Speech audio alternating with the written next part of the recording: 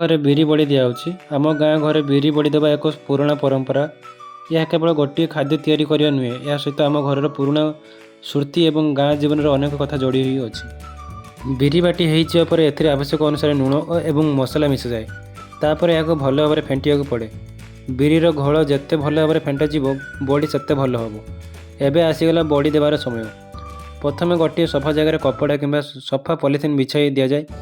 ତାପରେ ହାତରେ ବିରିର ଘୋଳ ନେଇ ଛୋଟ ଛୋଟ ଆକାରରେ ବଡ଼ି ଦିଆଯାଏ। ଗୋଟିଏ ପରେ ଗୋଟିଏ ବଡ଼ି ଦିଆଯାଉଛି। ଧୀରେ ଧୀରେ ସଫା ଜାଗାଟି ବଡ଼ିରେ ଭରି ଯାଉଛି। ଦେଖିବାକୁ ମଧ୍ୟ ବହୁତ ସୁନ୍ଦର ଲାଗୁଛି।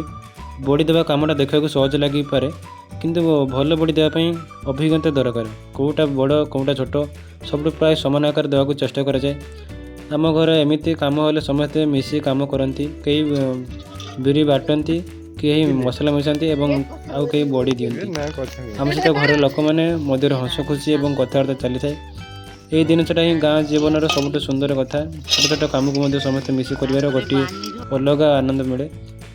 ବଡ଼ି ଦିଆଯିବା ସରିବା ପରେ ଏହାକୁ ଭଲ ଭାବେ ଖରାରେ ଶୁଖାଇବାକୁ ପଡ଼େ। ଖରା ଯେତେ ଭଲ ହେବ ବଡ଼ି ସେତେ ଭଲ ଭାବରେ ଶୁଖିବ। ତେଣୁ ବଡ଼ି ଦେବା ସମୟରେ ପାଗ ଭଲ ଥିବା ମଧ୍ୟ ଜରୁରୀ।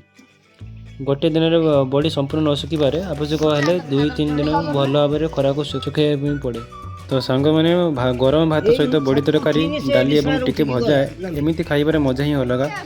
ଘର ତିଆରି ହୋଇଥିବା ବଡ଼ିର ସ୍ୱାଦ ବଜାରରୁ କିଣିଥିବା ବଡ଼ି ଠାରୁ ଅଲଗା ଲାଗେ। ତ ଆଜିକାଲି ବଜାରରେ ସବୁକିଛି ସହଜରେ ମିଳିଯାଉଛି, କିନ୍ତୁ ନିଜ ଘରେ ନିଜ ହାତରେ ତିଆରି କରିବାର ଆନନ୍ଦ ଅଲଗା। ଏଥିରେ କେବଳ ଖାଦ୍ୟ ନୁହେଁ, ଆମ ଘରର ଭଲ ପାଇବା ଏବଂ ପରିଶ୍ରମ ମଧ୍ୟ ମିଶିଥାଏ। ମୋତେ ଲାଗେ ଏମିତି ପୁରୁଣା ଗାଁ ଭିଡ଼ିଓ ଆପଣଙ୍କୁ ମଧ୍ୟ ଭଲ ଲାଗୁଥିବ। ଏମିତି ପୁରୁଣା ଗାଁ ଘରର ପରମ୍ପରା ଗୁଡ଼ିକ ଆମେ ଯେତେ ପାରିବା ସେତେ ଆଗକୁ ନେଇଯିବା ଉଚିତ, କାରଣ ଏହି ପରମ୍ପରା ଗୁଡ଼ିକ ହିଁ ଆମ ଗାଁ ଜୀବନର ପରିଚୟ। ଆଜି ଆମ ଘରେ ବିରି ବଡ଼ି ଦିଆଯାଇଥିବାର ଏହି ସୁନ୍ଦର ଦୃଶ୍ୟ ଆପଣମାନଙ୍କ ସହିତ ଭାଗ କରିଲି। ଆଶା କରୁଛି ଆପଣଙ୍କୁ ଏହି ଭିଡ଼ିଓ ଭଲ ଲାଗିବ। ଆପଣଙ୍କ ଘରେ ମଧ୍ୟ ବିରି ବଡ଼ି ଦିଆଯାଏ କି?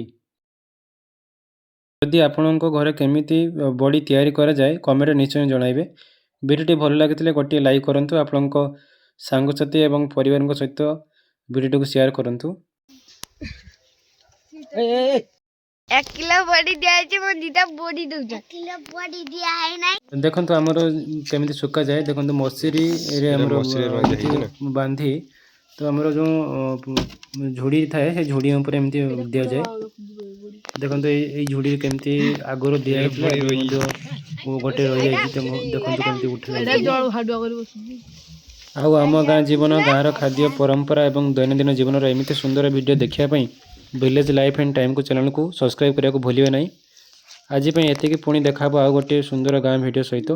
ସେ ପର୍ଯ୍ୟନ୍ତ ଆପଣ ଭଲରେ ରୁହନ୍ତୁ, ସୁସ୍ଥ ରୁହନ୍ତୁ। ଧନ୍ୟବାଦ।